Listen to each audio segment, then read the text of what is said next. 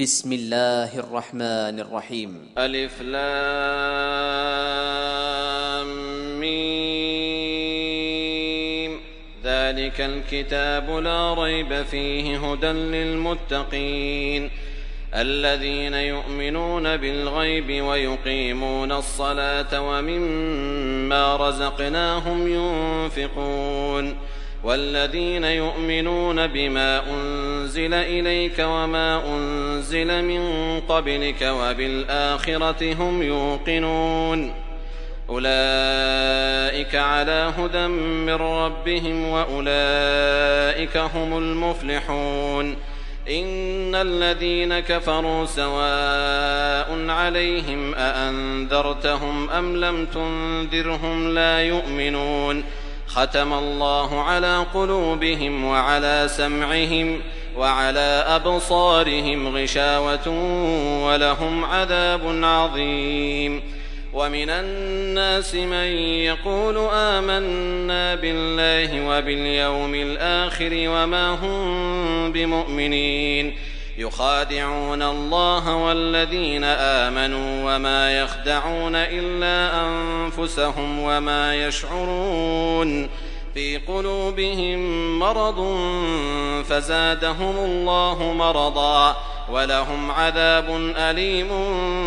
بما كانوا يكذبون وإذا قيل لهم لا تفسدوا في الأرض قالوا إنما نحن مصلحون ألا إنهم هم المفسدون ولكن لا يشعرون وإذا قيل لهم آمنوا كما آمن الناس قالوا أنؤمن كما آمن السفهاء ألا إنهم هم السفهاء ولكن لا يعلمون وإذا لقوا الذين آمنوا قالوا آمنا وإذا خلوا إلى شياطينهم قالوا إنا معكم إنما نحن مستهزئون الله يستهزئ بهم ويمدهم في طغيانهم يعمهون أولئك الذين اشتروا الضلالة بالهدى فما ربحت تجارتهم وما كانوا مهتدين مثلهم كمثل الذي استوقد نارا فلما أضاءت ما حوله ذهب الله بنورهم وتركهم في ظلمات لا يبصرون صم بكم عمي فهم لا يرجعون أو كصيب من السماء فيه ظلمات ورعد وبرق يجعلون أصابعهم في آذانهم من الصواعق حذر الموت والله محيط بالكافرين يكاد البرق يخطف أبصارهم كلما أضاء لهم مشوا فيه وإذا أظلم عليهم قاموا ولو شاء الله لذهب بسمعهم وأبصارهم إن الله على كل شيء قدير يا أيها الناس اعبدوا ربكم الذي خلقكم والذين من قبلكم لعلكم تتقون الذي جعل لكم الأرض فراشا والسماء بناء وأنزل من السماء ماء فأخرج به من الثمرات رزقا لكم فلا تجعلوا لله أندادا وأنتم تعلمون وإن كنتم في ريب مما نزلنا على عبدنا فأتوا بسورة من مثله وادعوا شهداءكم من دون الله إن كنتم صادقين فإن لم تفعلوا ولن تفعلوا فاتقوا النار التي وقودها الناس والحجارة أعدت للكافرين وبشر الذين آمنوا وعملوا الصالحات أن لهم جنات تجري من تحتها الأنهار كلما رزقوا منها من ثمرة رزقا قالوا هذا الذي رزقنا من قبل وأتوا به متشابها ولهم فيها أزواج مطهرة وهم فيها خالدون إن الله لا يستحيي أن يضرب مثلا ما بعوضة فما فوقها فأما الذين آمنوا فيعلمون أنه الحق من ربهم وأما الذين كفروا فيقولون ماذا أراد الله بهذا مثلا يضل به كثيرا ويهدي به كثيرا وما يضل به إلا الفاسقين الذين ينقضون عهد الله من بعد ميثاقه ويقطعون ما أمر الله به أن يوصل ويفسدون في الأرض أولئك هم الخاسرون كيف تكفرون بالله وكنتم أمواتا فأحياكم ثم يميتكم ثم يحييكم ثم إليه ترجعون هو الذي خلق لكم ما في الأرض جميعا ثم استوى إلى السماء فسواهن 7 سماوات وهو بكل شيء عليم وإذ قال ربك للملائكة إني جاعل في الأرض خليفة قالوا أتجعل فيها من يفسد فيها ويسفك الدماء ونحن نسبح بحمدك ونقدس لك قال إني أعلم ما لا تعلمون وعلم آدم الأسماء كلها ثم عرضهم على الملائكة فقال أنبئوني بأسماء هؤلاء إن كنتم صادقين قالوا سبحانك لا علم لنا إلا ما علمتنا إنك أنت العليم الحكيم قال يا آدم أنبئهم بأسمائهم فلما أنبأهم بأسمائهم قال ألم أقل لكم إني أعلم غيب السماوات والأرض وأعلم ما تبدون وما كنتم تكتمون وإذ قلنا للملائكة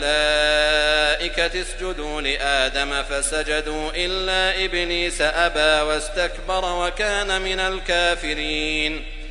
وقلنا يا آدم اسكن أنت وزوجك الجنة وكلا منها رغدا حيث شئتما ولا تقربا هذه الشجرة فتكونا من الظالمين فأزلهما الشيطان عنها فأخرجهما مما كانا فيه وقلنا اهبطوا بعضكم لبعض عدو ولكم في الأرض مستقر ومتاع إلى حين فتلقى آدم من ربه كلمات فتاب عليه إنه هو التواب الرحيم قلنا اهبطوا منها جميعا فإما يأتينكم مني هدى فمن تبع هداي فلا خوف عليهم ولا هم يحزنون والذين كفروا وكذبوا بآياتنا أولئك أصحاب النار هم فيها خالدون يا بني إسرائيل اذكروا نعمتي التي أنعمت عليكم وأوفوا بعهدي أوف بعهدكم وإياي فارهبون وآمنوا بما أنزلت مصدقا لما معكم ولا تكونوا أول كافر به ولا تشتروا بآياتي ثمنا قليلا وإياي فاتقون ولا تلبسوا الحق بالباطل وتكتموا الحق وأنتم تعلمون وأقيموا الصلاة وآتوا الزكاة واركعوا مع الراكعين أتأمرون الناس بالبر وتنسون أنفسكم وأنتم تتلون الكتاب أفلا تعقلون واستعينوا بالصبر والصلاة وإنها لكبيرة إلا على الخاشعين الذين يظنون أنهم ملاقو ربهم وأنهم إليه راجعون يا بني إسرائيل اذكروا نعمتي التي أنعمت عليكم وأني فضلتكم على العالمين واتقوا يوما لا تجزي نفس عن نفس شيئا ولا يقبل منها شفاعة ولا يؤخذ منها عدل ولا هم ينصرون وإذ نجيناكم من آل فرعون يسومونكم سوء العذاب يذبحون أبناءكم ويستحيون نساءكم وفي ذلكم بلاء من ربكم عظيم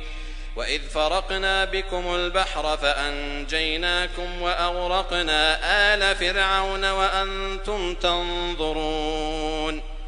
وإذ واعدنا موسى 40 ليلة ثم اتخذتم العجل من بعده وأنتم ظالمون ثم عفونا عنكم من بعد ذلك لعلكم تشكرون وإذ آتينا موسى الكتاب والفرقان لعلكم تهتدون وإذ قال موسى لقومه يا قوم إنكم ظلمتم أنفسكم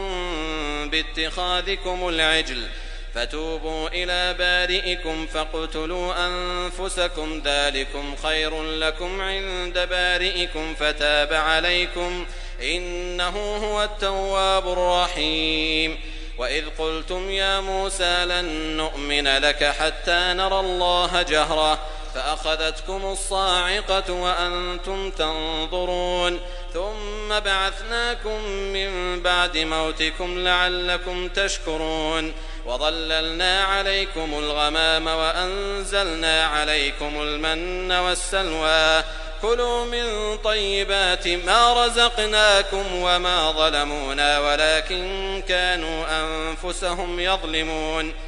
وإذ قلنا ادخلوا هذه القرية فكلوا منها حيث شئتم رغدا وادخلوا الباب سجدا وقولوا حطة نغفر لكم خطاياكم وسنزيد المحسنين فبدل الذين ظلموا قولا غير الذي قيل لهم فأنزلنا على الذين ظلموا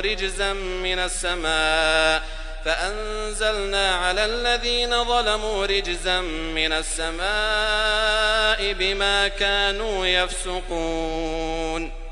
وإذ استسقى موسى لقومه فقلنا اضرب بعصاك الحجر فانفجرت منه 12 عينا قد علم كل أناس مشربهم كلوا واشربوا من رزق الله ولا تعثوا في الأرض مفسدين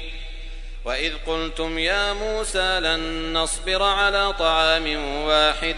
فادع لنا ربك يخرج لنا مما تنبت الأرض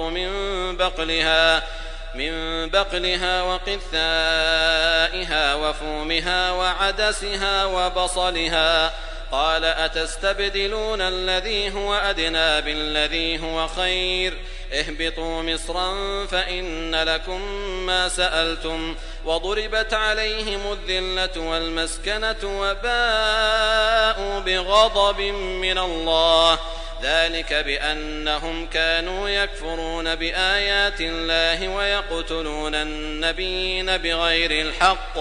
ذلك بما عصوا وكانوا يعتدون إن الذين آمنوا والذين هادوا والنصارى والصابئين من آمن بالله واليوم الآخر وعمل صالحا فلهم أجرهم عند ربهم ولا خوف عليهم ولا هم يحزنون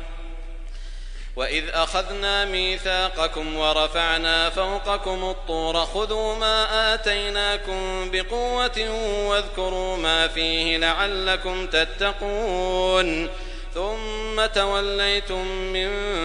بعد ذلك فلولا فضل الله عليكم ورحمته لكنتم من الخاسرين ولقد علمتم الذين اعتدوا منكم في السبت فقلنا لهم كونوا قردة خاسئين فجعلناها نكالا لما بين يديها وما خلفها وموعظة للمتقين.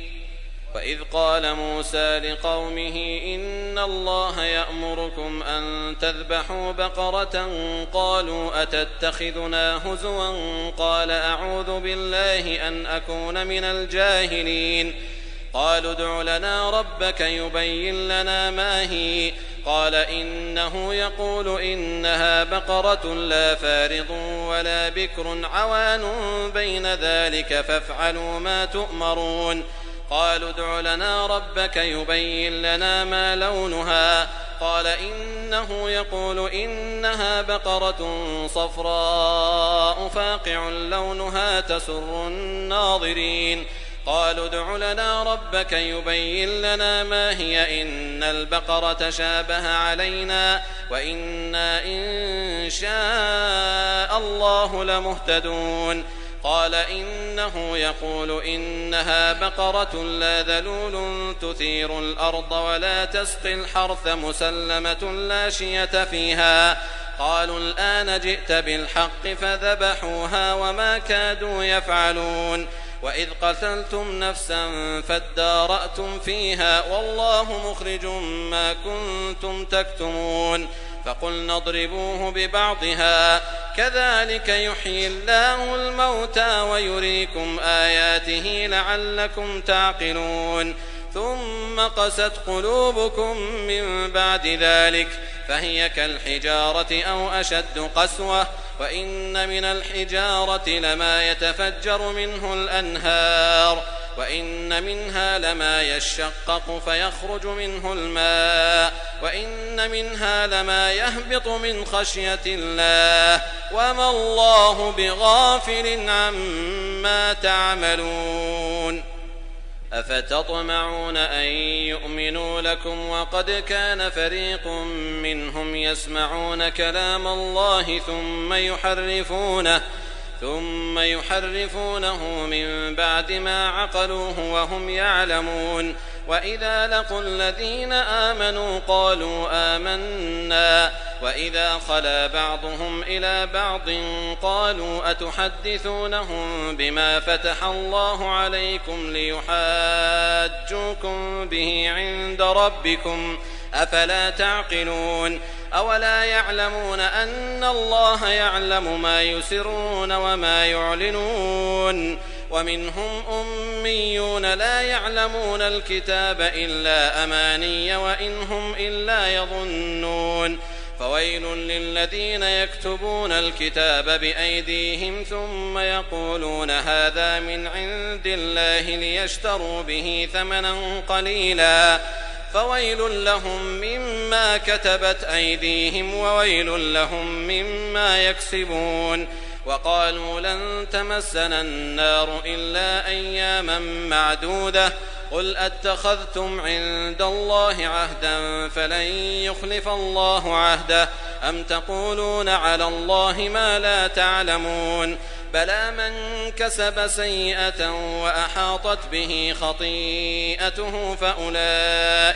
فأولئك أصحاب النار هم فيها خالدون. والذين آمنوا وعملوا الصالحات أولئك أصحاب الجنة هم فيها خالدون.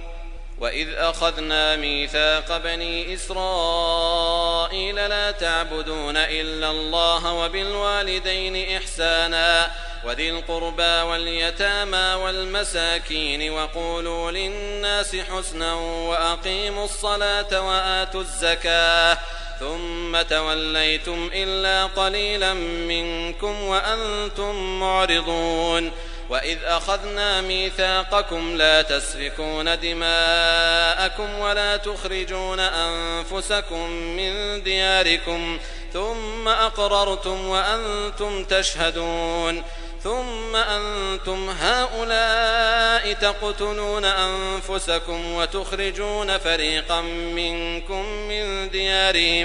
من ديارهم تظاهرون عليهم بالإثم والعدوان وإن يأتوكم أسارى تفادوهم وهو محرم عليكم إخراجهم أفتؤمنون ببعض الكتاب وتكفرون ببعض فما جزاء من يفعل ذلك منكم إلا خزي في الحياة الدنيا ويوم القيامة يردون إلى أشد العذاب وما الله بغافل عما تعملون أولئك الذين اشتروا الحياة الدنيا بالآخرة فلا يخفف عنهم العذاب ولا هم ينصرون. ولقد آتينا موسى الكتاب وقفينا من بعده بالرسل وآتينا عيسى ابن مريم البينات وأيدناه بروح القدس أفكلما جاءكم رسول بما لا تهوى أنفسكم استكبرتم ففريقا كذبتم وفريقا تقتلون وقالوا قلوبنا غلف بل لعنهم الله بكفرهم فقليلا ما يؤمنون. ولما جاءهم كتاب من عند الله مصدق لما معهم وكانوا من قبل يستفتحون على الذين كفروا فلما جاءهم ما عرفوا كفروا به فلعنة الله على الكافرين. بئس ما اشتروا به أنفسهم أن يكفروا بما أنزل الله بغيا أن ينزل الله من فضله على من يشاء من عباده فباءوا بغضب على غضب وللكافرين عذاب مهين. وإذا قيل لهم آمنوا بما أنزل الله قالوا نؤمن بما أنزل علينا ويكفرون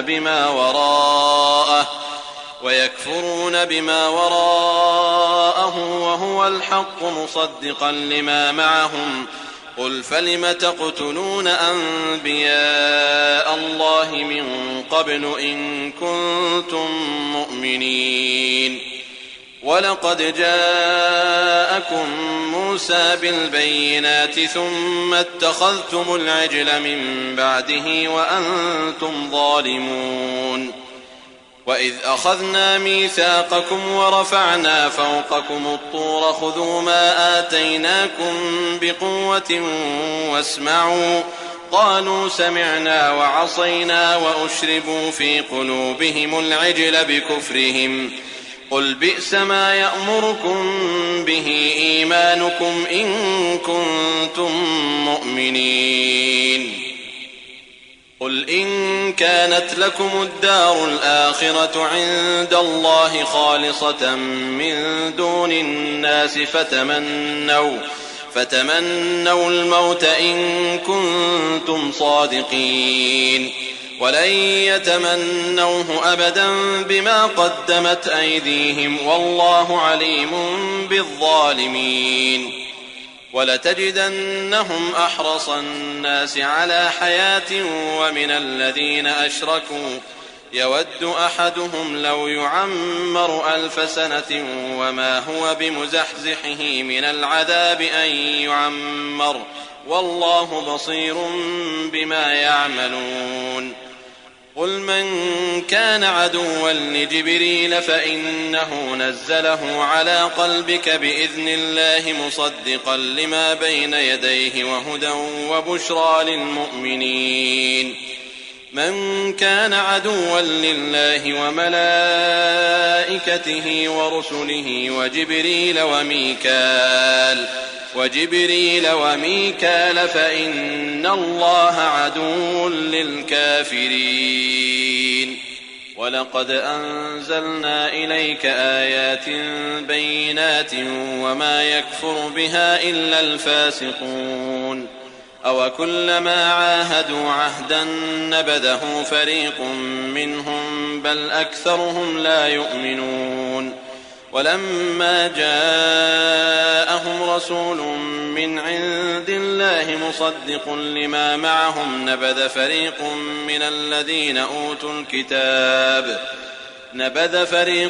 من الذين أوتوا الكتاب كتاب الله وراء ظهورهم كأنهم لا يعلمون واتبعوا ما تتلو الشياطين على ملك سليمان وما كفر سليمان ولكن الشياطين كفروا يعلمون الناس السحر وما أنزل على الملكين ببابل هاروت وماروت وما يعلمان من أحد حتى يقولا إنما نحن فتنة فلا تكفر فيتعلمون منهما ما يفرقون به بين المرء وزوجه وما هم بضارين به من أحد إلا بإذن الله ويتعلمون ما يضرهم ولا ينفعهم ولقد علموا لمن اشتراه ما له في الآخرة من خلاق ولبئس ما شروا به أنفسهم لو كانوا يعلمون ولو أنهم آمنوا واتقوا لمثوبة من عند الله خير لو كانوا يعلمون يا أيها الذين آمنوا لا تقولوا راعنا وقولوا انظرنا واسمعوا وللكافرين عذاب أليم ما يود الذين كفروا من أهل الكتاب ولا المشركين أن ينزل عليكم من خير من ربكم والله يختص برحمته من يشاء والله ذو الفضل العظيم ما ننسخ من آية أو ننسها نأت بخير منها أو مثلها ألم تعلم أن الله على كل شيء قدير ألم تعلم أن الله له ملك السماوات والأرض وما لكم من دون الله من ولي ولا نصير أم تريدون أن تسألوا رسولكم كما سئل موسى من قبل ومن يتبدل الكفر بالإيمان فقد ضل سواء السبيل ود كثير من أهل الكتاب لو يردونكم من بعد إيمانكم كفارا حسدا من عند أنفسهم من بعد ما تبين لهم الحق فاعفوا واصفحوا حتى يأتي الله بأمره إن الله على كل شيء قدير وأقيموا الصلاة وآتوا الزكاة وما تقدموا لأنفسكم من خير تجدوه عند الله إن الله بما تعملون بصير وقالوا لن يدخل الجنة إلا من كان هودا أو نصارى تلك أمانيهم قل هاتوا برهانكم إن كنتم صادقين بلى من أسلم وجهه لله وهو محسن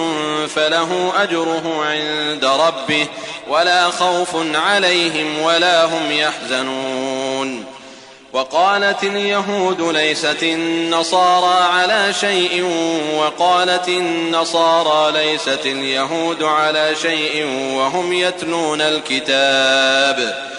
كذلك قال الذين لا يعلمون مثل قولهم فالله يحكم بينهم يوم القيامة فيما كانوا فيه يختلفون ومن أظلم ممن منع مساجد الله أن يذكر فيها اسمه وسعى في خرابها أولئك ما كان لهم أن يدخلوها إلا خائفين لهم في الدنيا خزي ولهم في الآخرة عذاب عظيم ولله المشرق والمغرب فأينما تولوا فثم وجه الله إن الله واسع عليم وقالوا اتخذ الله ولدا سبحانه بل له ما في السماوات والأرض كل له قانتون بديع السماوات والأرض وإذا قضى أمرا فإنما يقول له كن فيكون وقال الذين لا يعلمون لولا يكلمنا الله أو تأتينا آية كذلك قال الذين من قبلهم مثل قولهم تشابهت قلوبهم قد بينا الآيات لقوم يوقنون إنا أرسلناك بالحق بشيرا ونذيرا ولا تسأل عن أصحاب الجحيم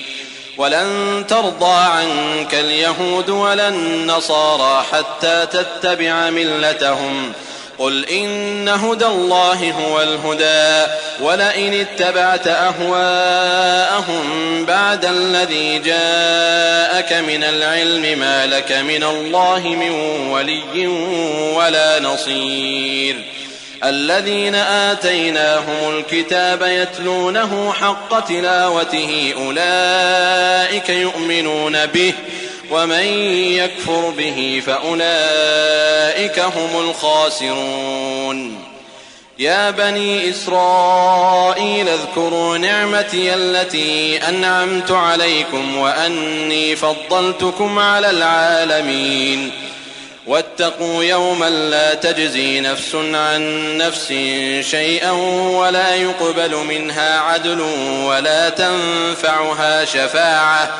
ولا يقبل منها عدل ولا تنفعها شفاعة ولا هم ينصرون وإذ ابتلى إبراهيم ربه بكلمات فأتمهن قال إني جاعلك للناس إماما قال ومن ذريتي قال لا ينال عهد الظالمين وإذ جعلنا البيت مثابة للناس وأمنا واتخذوا من مقام إبراهيم مصلى وعهدنا إلى إبراهيم وإسماعيل أن طهرا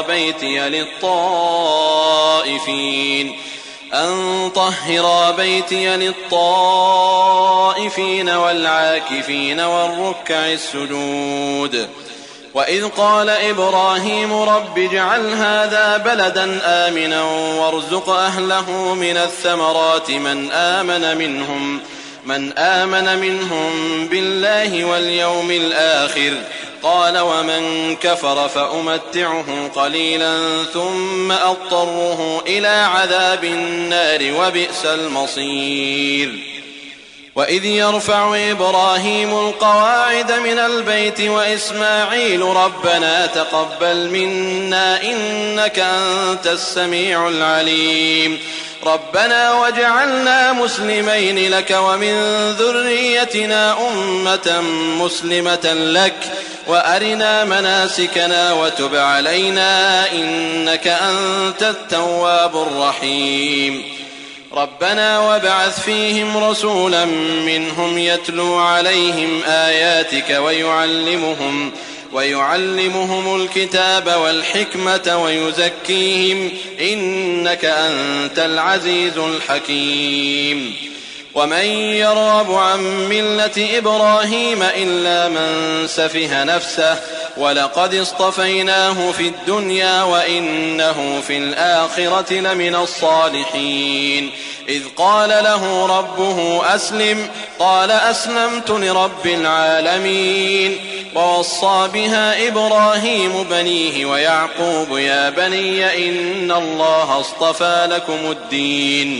يا بني إن الله اصطفى لكم الدين فلا تموتن إلا وأنتم مسلمون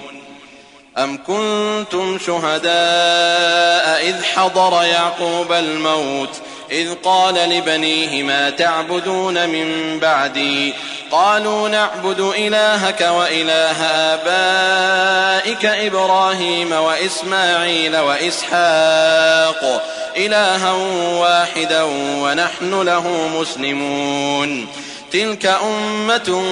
قد خلت لها ما كسبت ولكم ما كسبتم ولا تسألون عما كانوا يعملون.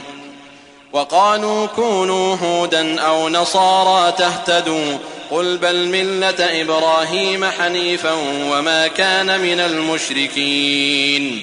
قولوا آمنا بالله وما أنزل إلينا وما أنزل إلى إبراهيم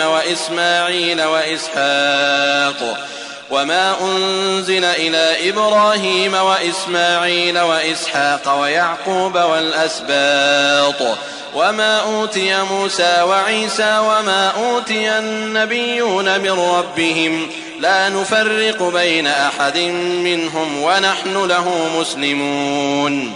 فإن آمنوا بمثل ما آمنتم به فقد اهتدوا وإن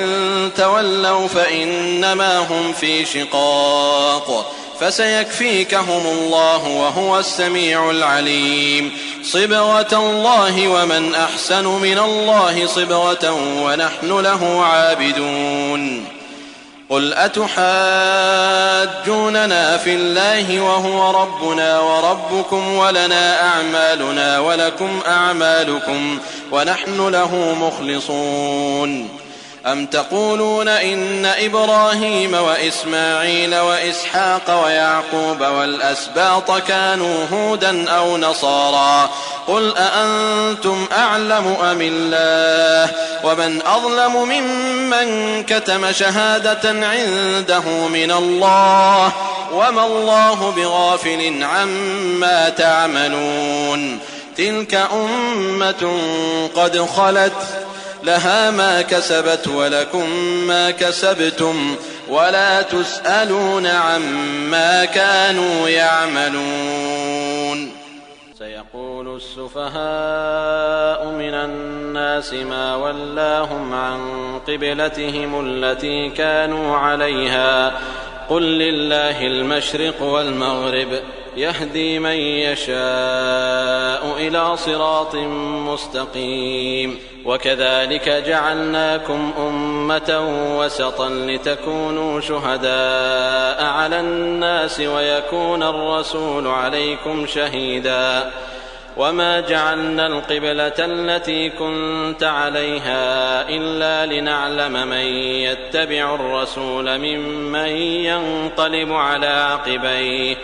وإن كانت لكبيرة إلا على الذين هدى الله وما كان الله ليضيع إيمانكم إن الله بالناس لرؤوف رحيم. قد نرى تقلب وجهك في السماء فلنولينك قبلة ترضاها فول وجهك شطر المسجد الحرام وحيث ما كنتم فولوا وجوهكم شطره وإن الذين أوتوا الكتاب ليعلمون أنه الحق من ربهم وما الله بغافل عما يعملون. ولئن أتيت الذين أوتوا الكتاب بكل آية ما تبعوا قبلتك وما أنت بتابع قبلتهم وما بعضهم بتابع قبلة بعض ولئن اتبعت أهواءهم من بعد ما جاءك من العلم إنك إذا لمن الظالمين. الذين آتيناهم الكتاب يعرفونه كما يعرفون أبناءهم وإن فريقا منهم ليكتمون الحق وهم يعلمون. الحق من ربك فلا تكونن من الممترين. ولكل وجهة هو موليها فاستبقوا الخيرات أينما تكونوا يأت بكم الله جميعا إن الله على كل شيء قدير. ومن حيث خرجت فول وجهك شطر المسجد الحرام وإنه للحق من ربك وما الله بغافل عما تعملون. ومن حيث خرجت فول وجهك شطر المسجد الحرام وحيث ما كنتم فولوا وجوهكم شطره لئلا يكون للناس عليكم حجة إلا الذين ظلموا منهم فلا تخشوهم واخشوني ولأتم نعمتي عليكم ولعلكم تهتدون كما أرسلنا فيكم رسولا منكم يتلو عليكم آياتنا ويزكيكم ويعلمكم الكتاب والحكمة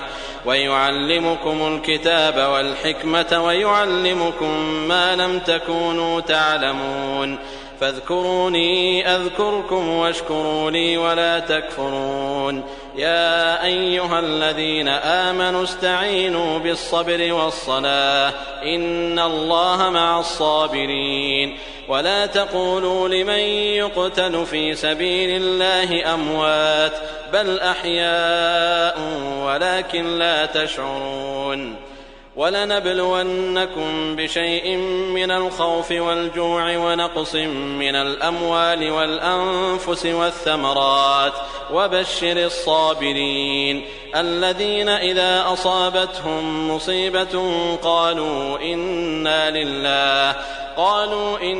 لله وإنا إليه راجعون أولئك عليهم صلوات من ربهم ورحمة وأولئك هم المهتدون إن الصفا والمروة من شعائر الله فمن حج البيت أو اعتمر فلا جناح عليه أن يطوف بهما ومن تطوع خيرا فإن الله شاكر عليم إن الذين يكتمون ما أنزلنا من البينات والهدى من بعد ما بيناه للناس في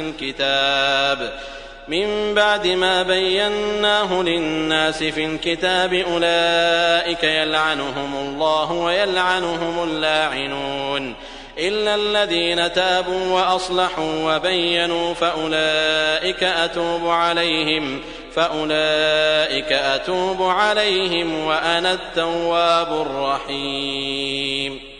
إن الذين كفروا وماتوا وهم كفار أولئك عليهم لعنة الله والملائكة والناس أجمعين خالدين فيها لا يخفف عنهم العذاب ولا هم ينظرون وإلهكم إله واحد لا إله إلا هو الرحمن الرحيم إن في خلق السماوات والأرض واختلاف الليل والنهار والفلك التي تجري في البحر بما ينفع الناس وما أنزل الله من السماء من ماء فأحيا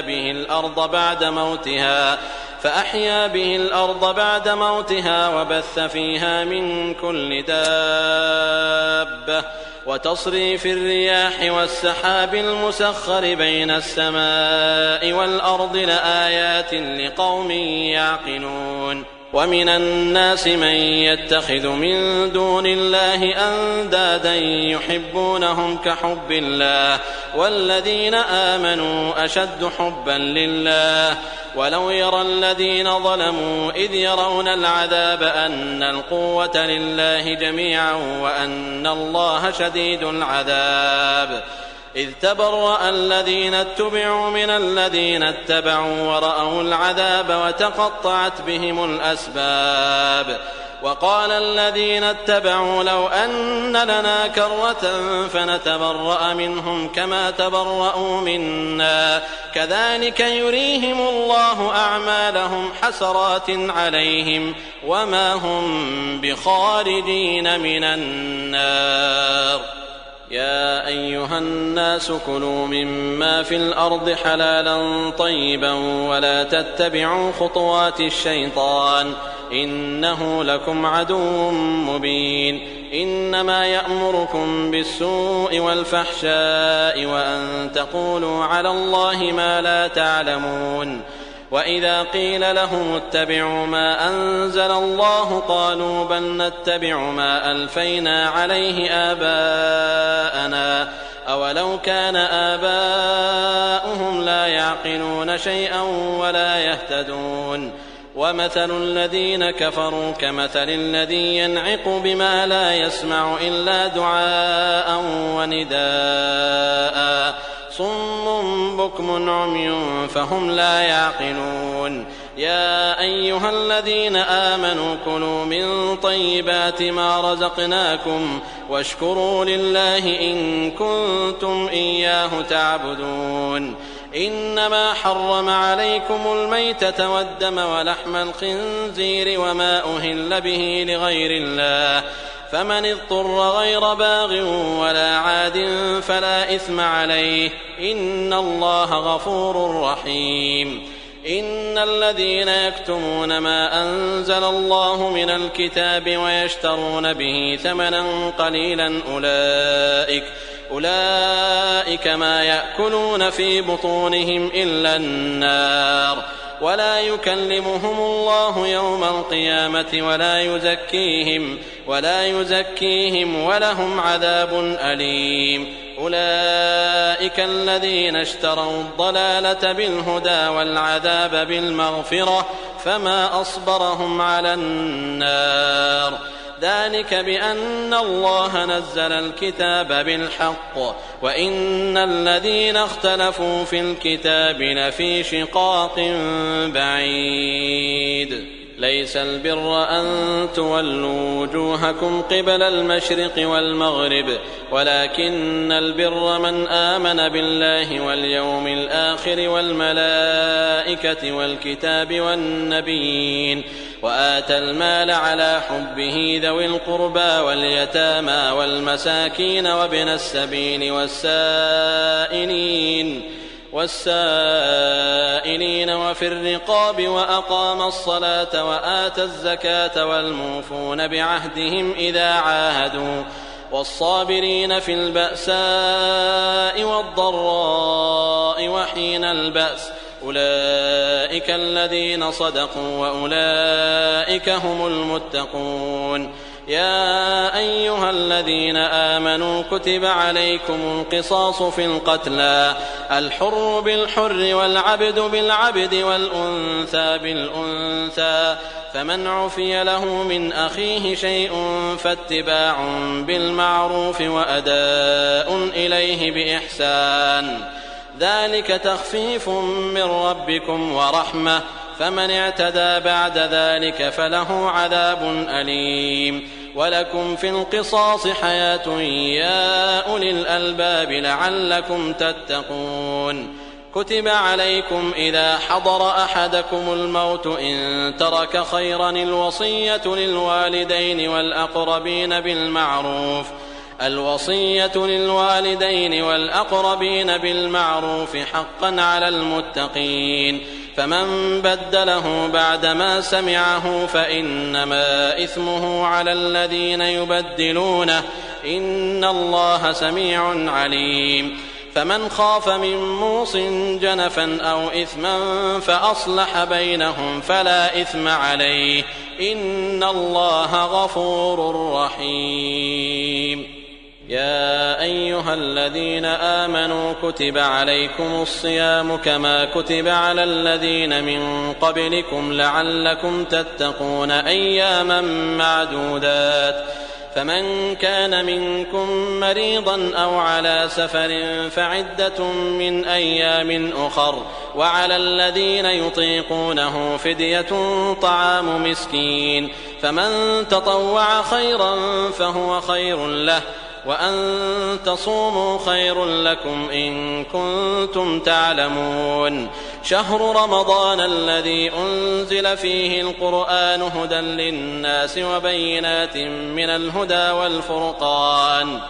فمن شهد منكم الشهر فليصم ومن كان مريضا أو على سفر فعدة من أيام أخر يريد الله بكم اليسر ولا يريد بكم العسر ولتكملوا العدة ولتكبروا الله على ما هداكم ولعلكم تشكرون وإذا سألك عبادي عني فإني قريب أجيب دعوة الداع إذا دعان فليستجيبوا لي وليؤمنوا بي لعلهم يرشدون أحل لكم ليلة الصيام الرفث إلى نسائكم هن لباس لكم وأنتم لباس لهن علم الله أنكم كنتم تختانون أنفسكم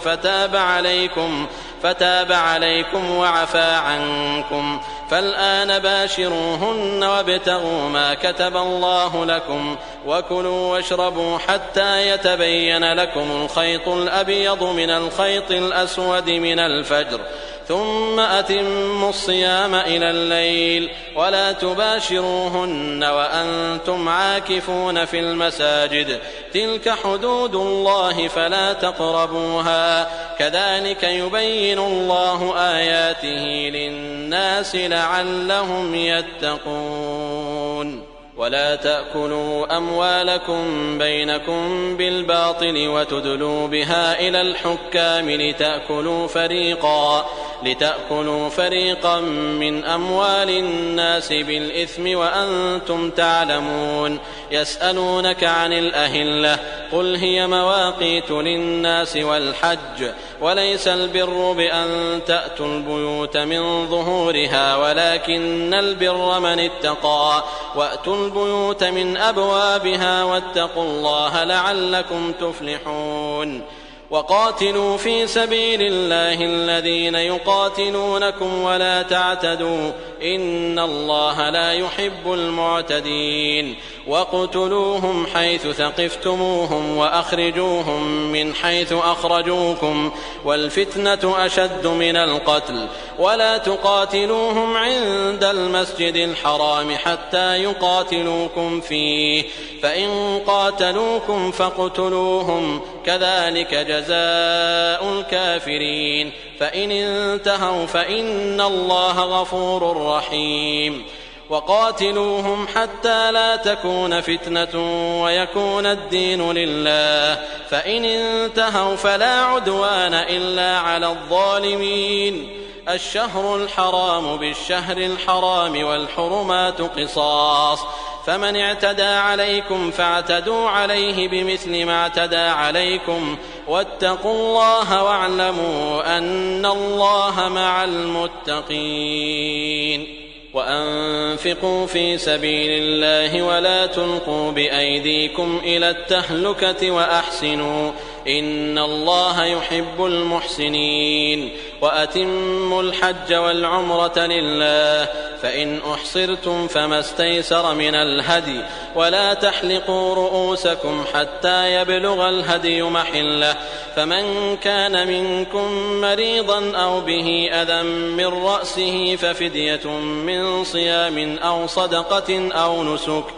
فإذا أمنتم فمن تمتع بالعمرة إلى الحج فما استيسر من الهدي، فمن لم يجد فصيام 3 أيام في الحج و7 إذا رجعتم، تلك 10 كاملة، ذلك لمن لم يكن أهله حاضر المسجد الحرام. واتقوا الله واعلموا أن الله شديد العقاب. الحج أشهر معلومات، فمن فرض فيهن الحج فلا رفث ولا فسوق ولا جدال في الحج، وما تفعلوا من خير يعلمه الله، وتزودوا فإن خير الزاد التقوى، واتقون يا أولي الألباب. ليس عليكم جناح أن تبتغوا فضلا من ربكم، فإذا أفضتم من عرفات فاذكروا الله عند المشعر الحرام، واذكروه كما هداكم، وإن كنتم من قبله لمن الضالين. ثم أفيضوا من حيث أفاض الناس واستغفروا الله، إن الله غفور رحيم. فإذا قضيتم مناسككم فاذكروا الله كذكركم آباءكم أو أشد ذكرا، فمن الناس من يقول ربنا آتنا في الدنيا وما له في الآخرة من خلاق، ومنهم من يقول ربنا آتنا في الدنيا حسنة وفي الآخرة حسنة وقنا عذاب النار. أولئك لهم نصيب مما كسبوا والله سريع الحساب. واذكروا الله في أيام معدودات فمن تعجل في يومين فلا إثم عليه ومن تأخر فلا إثم عليه لمن اتقى واتقوا الله واعلموا أنكم إليه تحشرون. ومن الناس من يعجبك قوله في الحياة الدنيا ويشهد الله على ما في قلبه وهو ألد الخصام وإذا تولى سعى في الأرض ليفسد فيها ويهلك الحرث والنسل والله لا يحب الفساد. وإذا قيل له اتق الله أخذته العزة بالإثم فحسبه جهنم ولبئس المهاد. ومن الناس من يشري نفسه ابتغاء مرضات الله والله رؤوف بالعباد. يا أيها الذين آمنوا ادخلوا في السلم كافة ولا تتبعوا خطوات الشيطان إنه لكم عدو مبين. فإن زللتم من بعد ما جاءتكم البينات فاعلموا أن الله عزيز حكيم. هل ينظرون إلا أن يأتيهم الله في ظلل من الغمام والملائكة وقضي الأمر وإلى الله ترجع الأمور. سل بني إسرائيل كم آتيناهم من آية بينة ومن يبدل نعمة الله من بعد ما جاءته فإن الله شديد العقاب. زين للذين كفروا الحياة الدنيا ويسخرون من الذين آمنوا والذين اتقوا فوقهم يوم القيامة والله يرزق من يشاء بغير حساب. كان الناس أمة واحدة فبعث الله النبيين مبشرين ومنذرين وأنزل معهم الكتاب بالحق ليحكم بين الناس فيما اختلفوا فيه وما اختلف فيه إلا الذين أوتوه من بعد ما جاءتهم البينات بغيا بينهم فهدى الله الذين آمنوا لما اختلفوا فيه من الحق بإذنه والله يهدي من يشاء إلى صراط مستقيم. أم حسبتم أن تدخلوا الجنة ولما يأتكم مثل الذين خلوا من قبلكم مستهم البأساء والضراء وزلزلوا حتى يقول الرسول والذين آمنوا معه متى نصر الله ألا إن نصر الله قريب. يسألونك ماذا ينفقون قل ما أنفقتم من خير فللوالدين والأقربين واليتامى والمساكين وابن السبيل وما تفعلوا من خير فإن الله به عليم. كتب عليكم القتال وهو كره لكم وعسى أن تكرهوا شيئا وهو خير لكم وعسى أن تحبوا شيئا وهو شر لكم والله يعلم وأنتم لا تعلمون. يسألونك عن الشهر الحرام قتال فيه قل قتال فيه كبير وصد عن سبيل الله وكفر به والمسجد الحرام وإخراج أهله منه أكبر عند الله والفتنة أكبر من القتل ولا يزالون يقاتلونكم حتى يردوكم عن دينكم إن استطاعوا ومن يرتدد منكم عن دينه فيمت وهو كافر فأولئك حبطت أعمالهم في الدنيا والآخرة وأولئك أصحاب النار هم فيها خالدون. إن الذين آمنوا والذين هاجروا وجاهدوا في سبيل الله أولئك يرجون رحمة الله والله غفور رحيم. يسألونك عن الخمر والميسر قل فيهما إثم كبير ومنافع للناس وإثمهما أكبر من نفعهما ويسألونك ماذا ينفقون قل العفو كذلك يبين الله لكم الآيات لعلكم تتفكرون في الدنيا والآخرة. ويسألونك عن اليتامى قل إصلاح لهم خير وإن تخالطوهم فإخوانكم والله يعلم المفسد من المصلح ولو شاء الله لأعنتكم إن الله عزيز حكيم. ولا تنكحوا المشركات حتى يؤمن ولأمة مؤمنة خير من مشركة ولو أعجبتكم ولا تنكحوا المشركين حتى يؤمنوا ولعبد مؤمن خير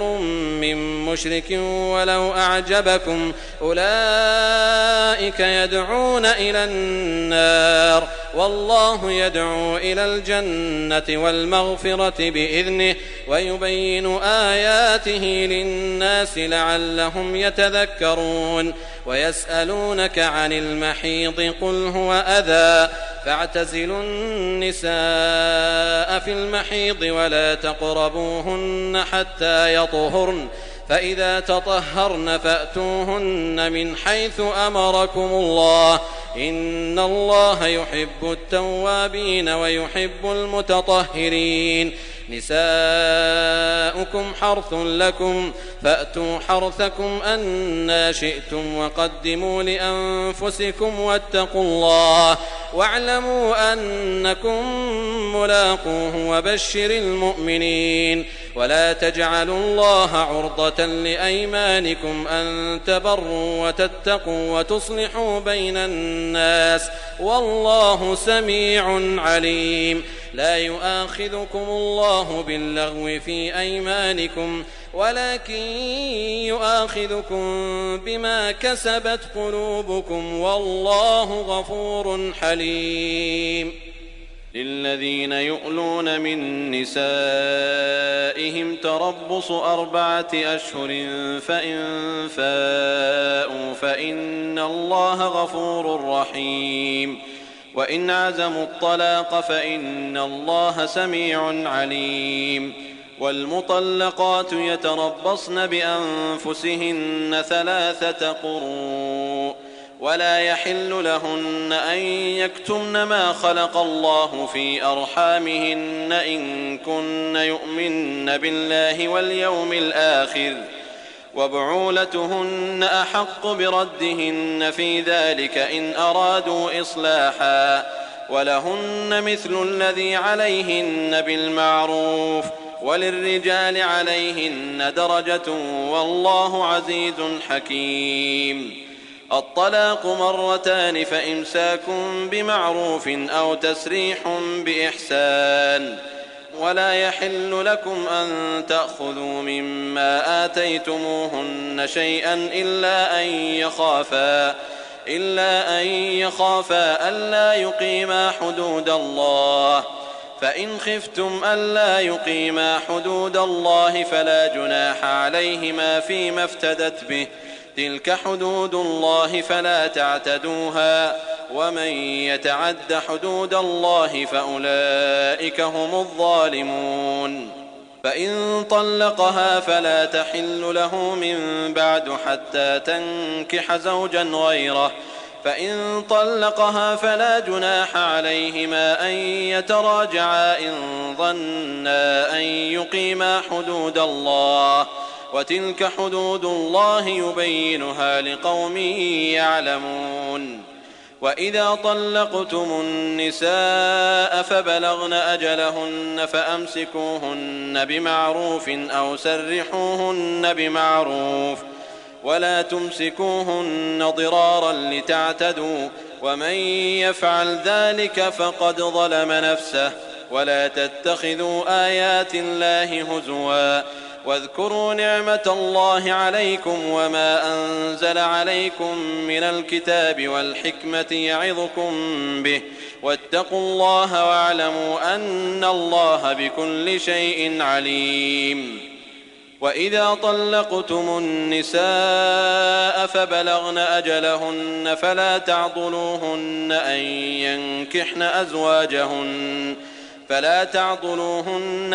ينكحن أزواجهن إذا تراضوا بينهم بالمعروف.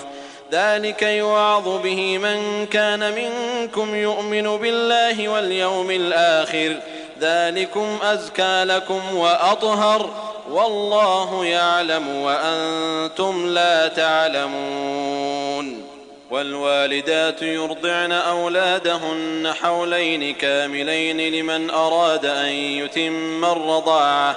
وعلى المولود له رزقهن وكسوتهن بالمعروف. لا تكلف نفس إلا وسعها. لا تضار والدة بولدها ولا مولود له بولده وعلى الوارث مثل ذلك فإن أرادا فصالا عن تراض منهما وتشاور فلا جناح عليهما. وإن أردتم أن تسترضعوا أولادكم فلا جناح عليكم إذا سلمتم ما آتيتم بالمعروف. واتقوا الله واعلموا أن الله بما تعملون بصير. والذين يتوفون منكم ويذرون أزواجا يتربصن بأنفسهن 4 أشهر و10 فإذا بلغن أجلهن فلا جناح عليكم فيما فعلن في أنفسهن بالمعروف والله بما تعملون خبير. ولا جناح عليكم فيما عرضتم به من خطبة النساء أو أكننتم في أنفسكم. علم الله أنكم ستذكرونهن ولكن لا تواعدوهن سرا إلا أن تقولوا قولا معروفا.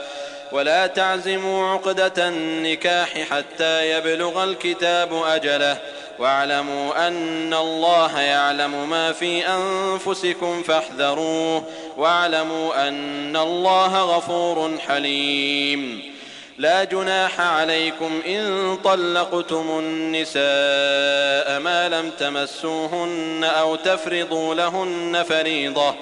ومتعوهن على الموسع قدره وعلى المقتر قدره متاعا بالمعروف حقا على المحسنين. وإن طلقتموهن من قبل أن تمسوهن وقد فرضتم لهن فريضة فنصف ما فرضتم إلا أن يعفون أو يعفو الذي بيده عقدة النكاح وأن تعفوا أقرب للتقوى ولا تنسوا الفضل بينكم إن الله بما تعملون بصير. حافظوا على الصلوات والصلاة الوسطى وقوموا لله قانتين. فإن خفتم فرجالا أو ركبانا فإذا أمنتم فاذكروا الله كما علمكم ما لم تكونوا تعلمون. والذين يتوفون منكم ويذرون أزواجا وصية لأزواجهم متاعا إلى الحول غير إخراج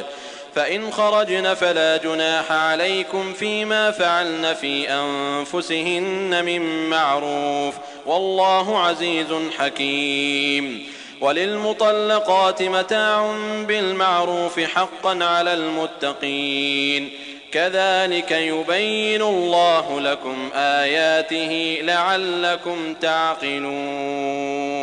ألم تر إلى الذين خرجوا من ديارهم وهم ألوف حذر الموت فقال لهم الله موتوا ثم أحياهم إن الله لذو فضل على الناس ولكن أكثر الناس لا يشكرون. وقاتلوا في سبيل الله واعلموا أن الله سميع عليم. من ذا الذي يقرض الله قرضا حسنا فيضاعفه له أضعافا كثيرة والله يقبض ويبسط وإليه ترجعون. ألم تر إلى الملأ من بني إسرائيل من بعد موسى إذ قالوا لنبي لهم ابعث لنا ملكا نقاتل في سبيل الله قال هل عسيتم إن كتب عليكم القتال ألا تقاتلوا قالوا وما لنا ألا نقاتل في سبيل الله وقد أخرجنا من ديارنا وأبنائنا فلما كتب عليهم القتال تولوا إلا قليلا منهم والله عليم بالظالمين. وقال لهم نبيهم إن الله قد بعث لكم طالوت ملكا قالوا أنى يكون له الملك علينا ونحن أحق بالملك منه ولم يؤت سعة من المال قال إن الله اصطفاه عليكم وزاده بسطة في العلم والجسم والله يؤتي ملكه من يشاء والله واسع عليم. وقال لهم نبيهم إن آية ملكه أن يأتيكم التابوت فيه سكينة من ربكم وبقية مما ترك آل موسى وآل هارون تحمله الملائكة إن في ذلك لآية لكم إن كنتم مؤمنين. فلما فصل طالوت بالجنود قال إن الله مبتليكم بنهر فمن شرب منه فليس مني ومن لم يطعمه فإنه مني إلا من اغترف غرفة بيده فشربوا منه إلا قليلا منهم فلما جاوزه هو والذين آمنوا معه قالوا لا طاقة لنا اليوم بجالوت وجنوده قال الذين يظنون أنهم ملاقوا الله كم من فئة قليلة غلبت فئة كثيرة بإذن الله والله مع الصابرين. ولما برزوا لجالوت وجنوده قالوا ربنا أفرغ علينا صبرا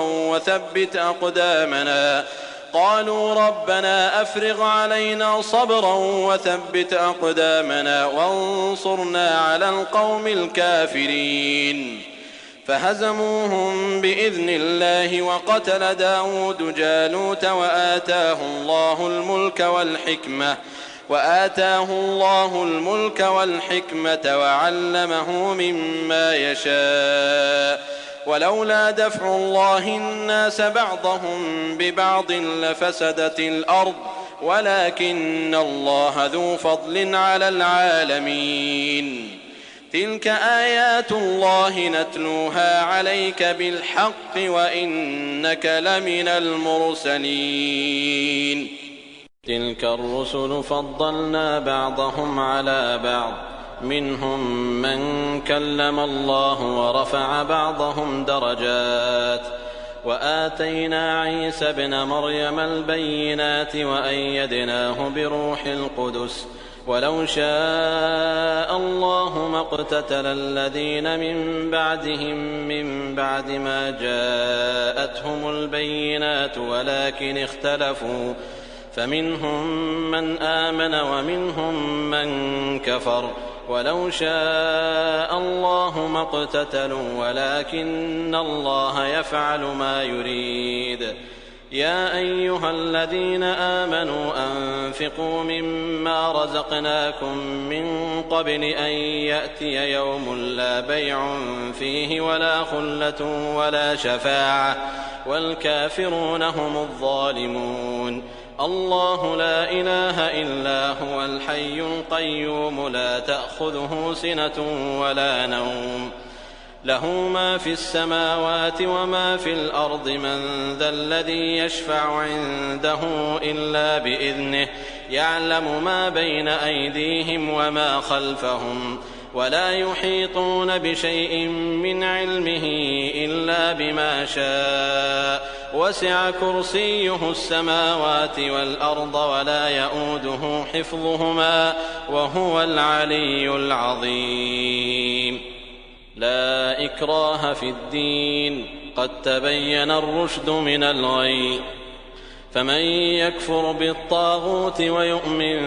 بالله فقد استمسك بالعروة الوثقى لا انفصام لها والله سميع عليم. الله ولي الذين آمنوا يخرجهم من الظلمات إلى النور والذين كفروا أولياؤهم الطاغوت يخرجونهم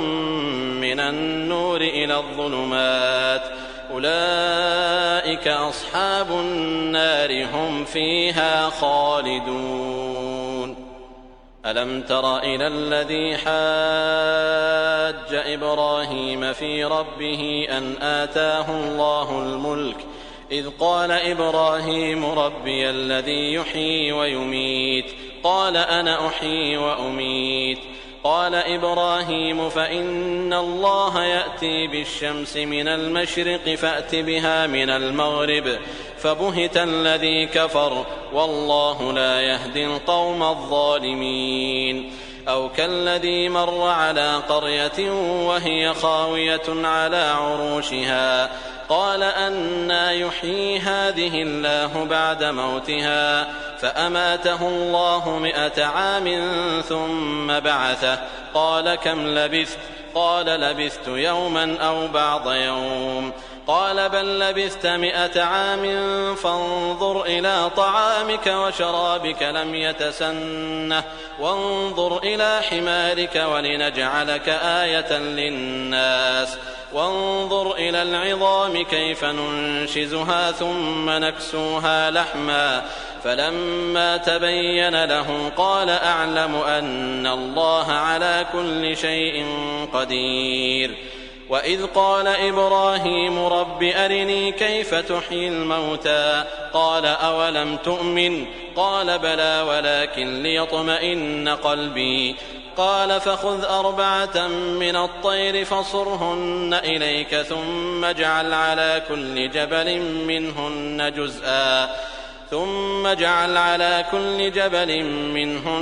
جزءا ثم ادعهن يأتينك سعيا واعلم أن الله عزيز حكيم. مثل الذين ينفقون أموالهم في سبيل الله كمثل حبة أنبتت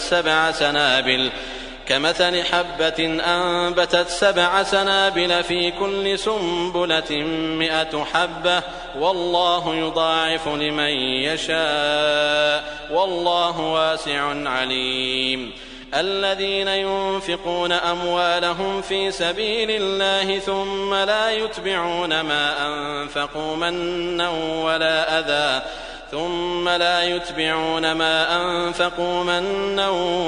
أذى لهم أجرهم عند ربهم ولا خوف عليهم ولا هم يحزنون. قول معروف ومغفرة خير من صدقة يتبعها أذى والله غني حليم. يا أيها الذين آمنوا لا تبطلوا صدقاتكم بالمن والأذى كالذي ينفق ماله رئاء الناس ولا يؤمن بالله واليوم الآخر فمثله كمثل صفوان عليه تراب فأصابه وابل فتركه صلدا لا يقدرون على شيء مما كسبوا والله لا يهدي القوم الكافرين. ومثل الذين ينفقون أموالهم ابتغاء مرضات الله وتثبيتا من أنفسهم كمثل جنة بربوة أصابها وابل فآتت أكلها ضعفين فإن لم يصبها وابل فطل والله بما تعملون بصير. أيود أحدكم أن تكون له جنة من نخيل وأعناب تجري من تحتها الأنهار له فيها من كل الثمرات وأصابه الكبر وله ذرية ضعفاء فأصابها إعصار فيه نار فاحترقت كذلك يبين الله لكم الآيات لعلكم تتفكرون. يا أيها الذين آمنوا أنفقوا من طيبات ما كسبتم ومما أخرجنا لكم من الأرض ولا تيمموا الخبيث منه تنفقون ولستم بآخذيه إلا أن تغمضوا فيه واعلموا أن الله غني حميد. الشيطان يعدكم الفقر ويأمركم بالفحشاء والله يعدكم مغفرة منه وفضلا والله واسع عليم. يؤتي الحكمة من يشاء ومن يؤت الحكمة فقد أوتي خيرا كثيرا وما يذكر إلا أولو الألباب. وما أنفقتم من نفقة أو نذرتم من نذر فإن الله يعلمه وما للظالمين من أنصار. إن تبدوا الصدقات فنعما هي وإن تخفوها وتؤتوها الفقراء فهو خير لكم ويكفر عنكم من سيئاتكم والله بما تعملون خبير. ليس عليك هداهم ولكن الله يهدي من يشاء وما تنفقوا من خير فلأنفسكم وما تنفقون إلا ابتغاء وجه الله وما تنفقوا من خير يوفى إليكم وأنتم لا تظلمون. للفقراء الذين أحصروا في سبيل الله لا يستطيعون ضربا في الأرض يحسبهم الجاهل أغنياء من التعفف تعرفهم بسيماهم لا يسألون الناس إلحافا وما تنفقوا من خير فإن الله به عليم. الذين ينفقون أموالهم بالليل والنهار سرا وعلانية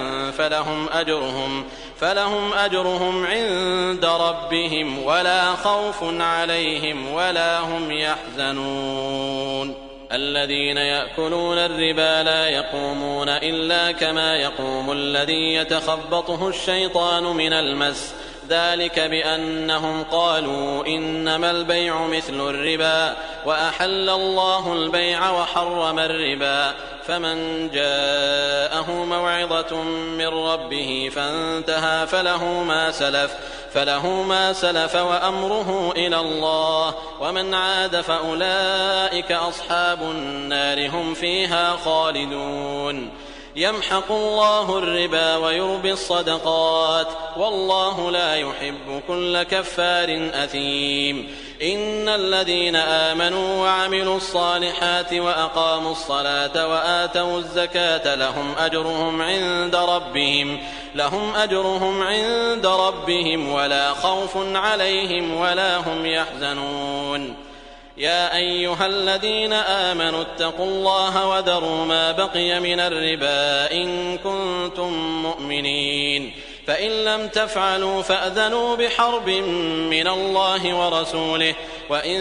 تبتم فلكم رؤوس أموالكم لا تظلمون ولا تظلمون. وإن كان ذو عسرة